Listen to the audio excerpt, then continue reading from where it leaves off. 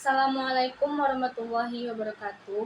Saya Lili Anggraini dengan NIM 24016209. Saya akan menjelaskan materi tentang tataran morfologi. Morfologi adalah cabang linguistik yang mempelajari struktur internal kata, yaitu bagaimana kata dibentuk dan bagaimana bagian-bagian yang menyusunnya yang disebut morfem, digabungkan sesuai dengan aturan bahasa. Studi ini meliputi analisis mengenai bentuk kata dan perubahan kata yang terjadi seiring waktu. Morfologi berfokus pada pengenalan elemen-elemen terkecil dalam kata yang memiliki makna dan bagaimana elemen-elemen tersebut berfungsi dalam konteks bahasa. Selanjutnya itu definisi morfem. Apa itu morfem? Morfem itu sendiri adalah unit terkecil dalam bahasa yang memiliki makna. Morfem tidak dapat dibagi lagi menjadi bagian yang lebih kecil tanpa menghilangkan maknanya. Morfem bisa berupa kata itu sendiri atau lebih bagian dari kata. Morfem terbagi menjadi dua jenis utama, yaitu yang pertama morfem bebas dan yang kedua ada morfem terikat. Selanjutnya itu jenis-jenis morfem. Jenis-jenis morfem dapat dibedakan menjadi dua kategori utama, yaitu yang pertama morfem bebas. Morfem bebas adalah morfem yang berdiri sendiri sebagai kata. Ini berarti morfem ini sudah bisa digunakan tanpa harus bergabung dengan morfem lain. Dan yang kedua itu ada morfem terikat. Morfem terikat itu sendiri adalah morfem yang tidak bisa berdiri sendiri. Untuk membentuk kata yang bermakna, morfem terikat harus bergabung dengan morfem lain. Contohnya itu ber dalam berlari, kan dalam makan. Dalam contoh-contoh tersebut, ber dan kan tidak bisa berdiri sendiri, harus terikat pada morfem lain, misalnya lari dan makan.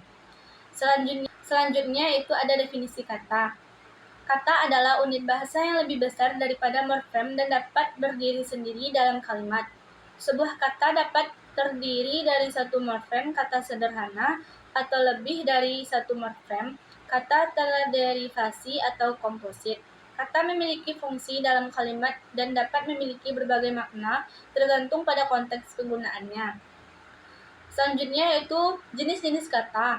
Kata dapat dibedakan berdasarkan jumlah morfem yang menyusunnya. Yang pertama itu ada kata sederhana. Kata sederhana itu sendiri adalah kata yang hanya terdiri dari satu morfem bebas. Contohnya rumah, makan, besar. Kata-kata ini memiliki makna yang lengkap dan tidak memerlukan tambahan afiks. Selanjutnya itu kata terderivasi. Kata terderivasi adalah kata yang dibentuk dari morfem dasar yang digabung dengan afiks. Morfem terikat untuk memberikan makna baru. Contohnya yaitu berlari dibentuk dari ber ditambah lari. Selanjutnya contohnya itu ada penulis dibentuk dari pen dan ditambah ulis. Kata ini memerlukan afiks untuk membentuk makna yang lebih kompleks. Selanjutnya itu kata komposit. Kata komposit terbentuk dari dua atau lebih morfem bebas yang digabungkan dengan membentuk kata baru. Contohnya yaitu rumah sakit dibentuk dari rumah ditambah sakit.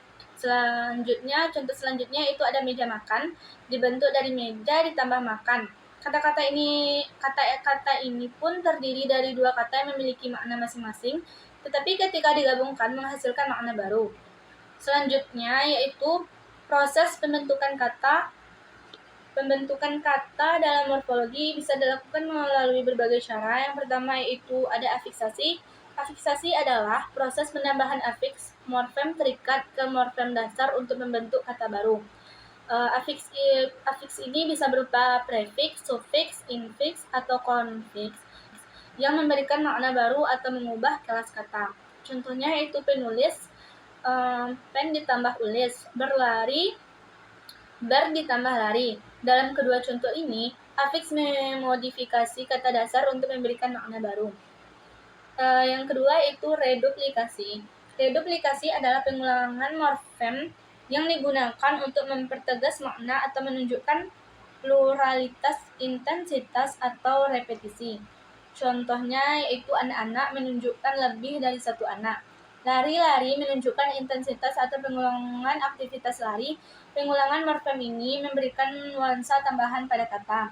Dan selanjutnya itu ada komposisi. Komposisi adalah proses penggabungan dua kata atau lebih morfem baru.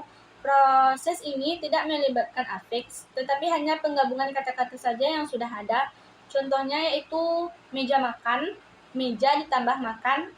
Contoh yang kedua ada rumah makan, rumah. Contoh yang kedua yaitu ada rumah sakit, rumah ditambah sakit. Komposisi sering digunakan untuk menciptakan istilah baru dalam bahasa. Selanjutnya itu contoh morfem dalam bahasa Indonesia. Yang pertama yaitu dia berlari ke sekolah. Morfemnya yaitu ada bar, prefiks ditambah lari bentuk dasar.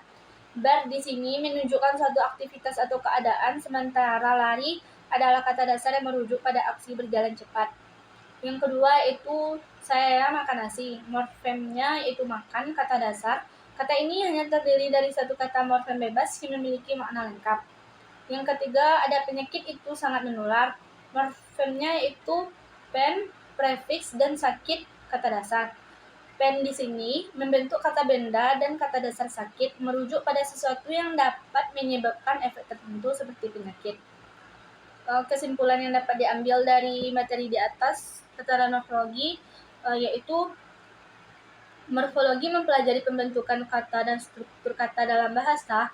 Morfem adalah unit terkecil dalam bahasa yang memiliki makna dan dapat berdiri sendiri, morfem bebas, atau harus digabungkan dengan morfem lain, morfem terikat.